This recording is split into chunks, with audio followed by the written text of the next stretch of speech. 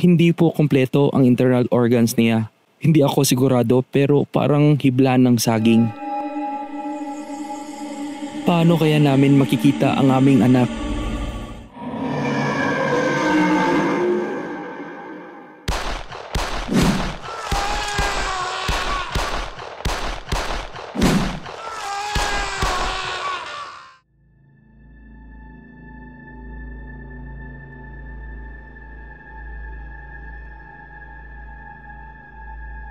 Mainit ang hapong iyon at maraming nagbebenta sa bangketa na malapit sa exclusive school kung saan nag-aaral sina Nadia, Sheila at Mayomi.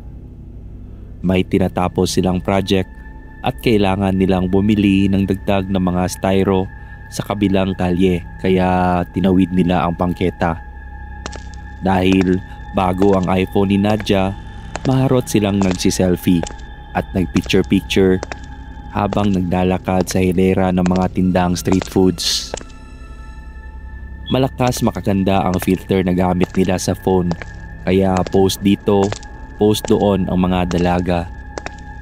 Hanggang sa nabundol ni Nadia ang nagbebenta ng palamig kaya sininghalan sila nito. "Hindi nyo pagmamayari ang kalsada ha?" Singhal ng isang ginang. Natawa na lang silang magkakaibigan habang dumediretso sa bookstore at binili ang kanilang mga kakailanganin. Pagkatapos ay bumalik din agad sila sa kanilang eskwelahan dahil kailangan nilang matapos ang project para may maipasa sila kinabukasan. Dahil nga abala sa mga ginagawa, hindi nila napansin na may hindi pala nakabalik sa kanila. Sinundo sila ng kanilang mga magulang kinahapunan at masayang nagpaalam sa isa't isa. Ngunit nung mga 8:00 ng gabi ay tinawagan sila isa't isa ng magulang ni Mayomi. Nagtatanong kung nakita nila ang dalagita.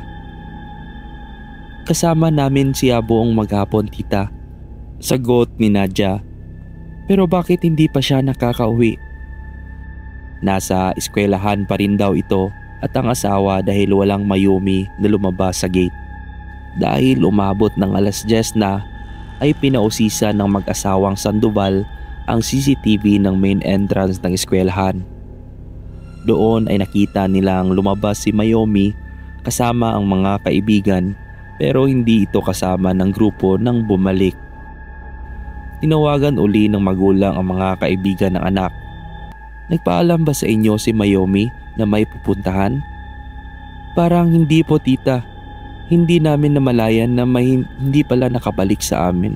We thought we returned together."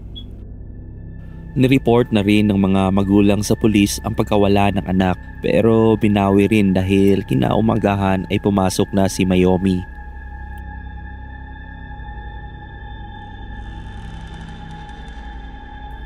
"Uy girl, saan ka galing kagabi? Halos maloka ang mami at daddy mo sa kakahanap sa'yo." Tanong ni Sheila sa kaibigan nang dumating ito sa kanilang classroom bago magsimula ang klase. Nakasuot ito ng uniform at tahimik na pumunta sa upuan. Kinumpulan ito ng mga kaklase dahil lahat yata ay tinawagan ng mga magulang nito. "Saan ka galing, Mayomi?"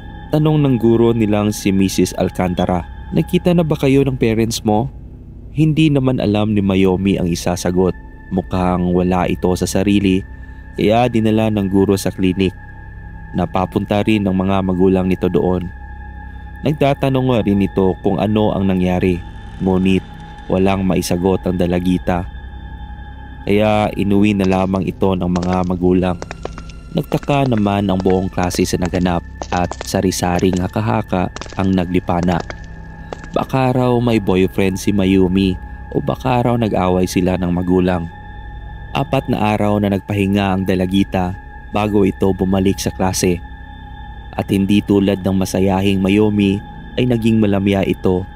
Tipid kung sumagot at gustong mapag-isa palagi. At kung akala nila ay ugali lang ang magbabago sa kanya, namangha rin sila na bigla itong naging sakitin. Perfect attendance kasi ito palagi. Pero ngayon, kung walang ubo ay may sakit naman ang tiyan. Palagi na lang itong absent hanggang sa hindi na talaga pumasok. Napagpasyahan ni Ma'am Alcantara na bisitahin si Mayomi sa bahay nito. Eksaktong pansamantalang nanunuluyan sa kanya ang tiyuhin niyang si Tay Doming na galing sa probinsya kasi may pinuntahan rito sa Maynila. Nagpasya siyang dalhin ang tiyuhing albularyo sa pamamahay ng mga Sandoval.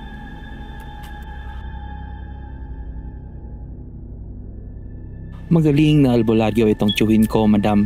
Ilang baliw na din ang naibalik nito sa katinoan. Baka may kung anong masamang espiritu na sumumpa sa anak niyo kaya nagkaganoon, pagmamalaki ni Ma'am Alcantara. Mukhang hindi naniniwala sa mga albularyo ang mag-aasawang Sandoval, pero ayaw namang hiyain ang guro na nagmamagandang loob kaya dinala ng mga ito ang dalawang bisita sa kwarto ni Mayomi.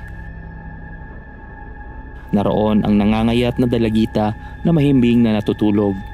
"Honey, andito si Ma'am Alcantara.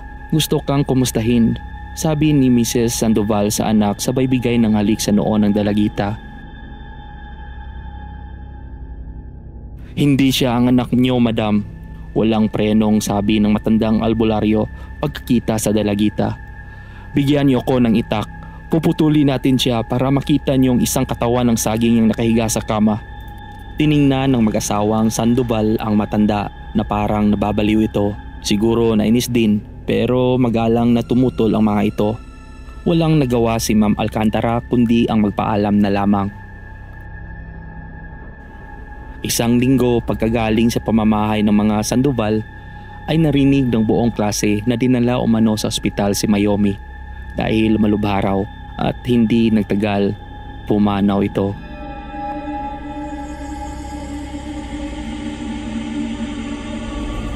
Alas 3 yon ng hapon na makatanggap ng tawag si Ma'am Alcantara sa mag-asawang Sandoval. Gusto raw ng mga ito na makausap si Tay Doming. Agad namang pumunta ang magtiyuhin sa funeral home kung saan inilagak ang bangkay ni Mayomi.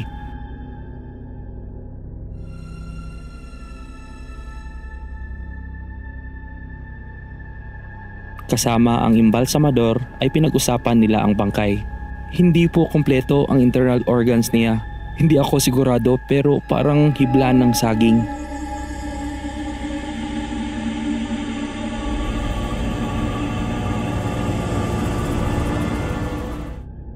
"Sabi ko kasi sa inyo na hindi ang totoong Mayomi at pinalitan ng isang kamukha niya." "Kung totoo nga yan, sir, saan namin makikita ang totoong anak namin? Buhay pa kaya siya?" "Iyan ang hindi ko maipapangako. Saan ba siya pumunta bago nag-iba ang pag-uugali ng bata?" "Nawala po siya isang araw, tapos pagkabalik ay iba na po ang pag-uugali niya." Iyon ay ang araw na hindi nakabalik ng eskwelahan si Mayomi. Muli nilang kinausap ang mga kaibigan ng dalagita para ipasalaysay ang nangyari sa araw na iyon para matukoy kung ano ang eksaktong oras at sino ang dumukot dito. "Sinigawan po kami ng ginang na iyan. Siya po ang nakagalitan namin. Yang nagbebenta ng pagkain dyan sa tabi. Suki ba yan sa school nyo o dayo lang?" Tanong ni Tay Domeng sa pamangkin habang itinuturo ang lalaking mga 40 ang edad. Nahagip kasi ito sa picture habang nakatingin sa mga magkakaibigan. "Madalang lang naman siyang nakikita dyan. Paminsan-minsan lang." "Ipahanap niyo siya. Malakas ang kutob ko na siya ang aswang." Pinahanap ng mag-asawang Sandoval ang lalaki at nakita ito sa isang eskwelahan sa kabilang siyudad habang nagtitinda ng mga kakanin. Ruta naman daw talaga nito ang mga eskwelahan. Nagpasama din sila ng mga pulis at pinuntahan nila ang lugar kung saan naninirahan ang lalaki. Pumunta sila ng Huwebes para hindi makasalubong ang lalaki dahil Sabado at Linggo raw ang uwi nito. Nakakapagod naman pala talaga abutin ang kubo ng lalaki dahil sa badang tuktok na ito ng bundok. Habang papalapit sila ay napupuno na ng puno ng saging ang paligid. Mukhang kinaingin niyon para matamnan ng saging. Basta kung saan may maraming saging, nandyan ang mga aswang. Ang puno kasi ng saging ang inuorasyonan nila para maging kamukha ng kanilang natitipuhan. Narating din nila ang payak na dampa nito na gawa sa kawayan. Wala namang kakaiba roon maliban na lang sa mga sako at malalaking karayom na nakatali sa dingding. Sakto nga dahil nakita nila doon sa lupa ang nakabaong maraming mga kalansay.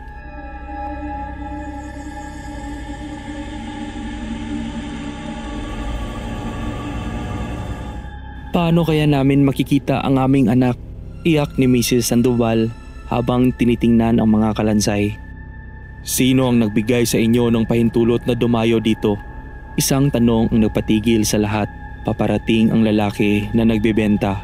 Simple at halos hindi ito pansinin kapag nagbebenta sa eskwelahan, pero kapag nandito sa teritoryo nito ay nag-iiba ang aura, nagiging malakas at mapanganib. Hindi nila inaasahan na uuwi ang lalaki ngayong araw. Ano itong kalansay? Tanong ng kasama nilang pulis. Kung ano ang iniisip nyo, yan na nga yun. Matapang na sagot ng lalaki. Sinenyasan agad ng mga kasamahan nilang pulis na dakpin ang lalaki. Pero hindi pa nga tuluyang nalalapitan ay nagbago ito bigla ng anyo. Naging isa itong malaking hayop na parang lobo ang ulo at lumabas ang mga pangil nito. Ang buong katawan ay tinubuan ng makakapal na buhok at bigla rin itong nagkaroon ng pakpak.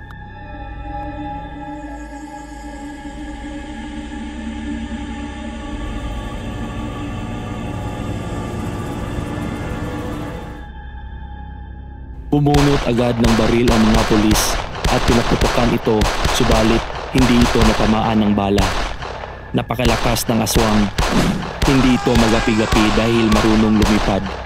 Unti-unting nauubos ang kanilang mga kasama hanggang sa may nailabas na maliit na kutsilyong bakal si Tatay Domeng.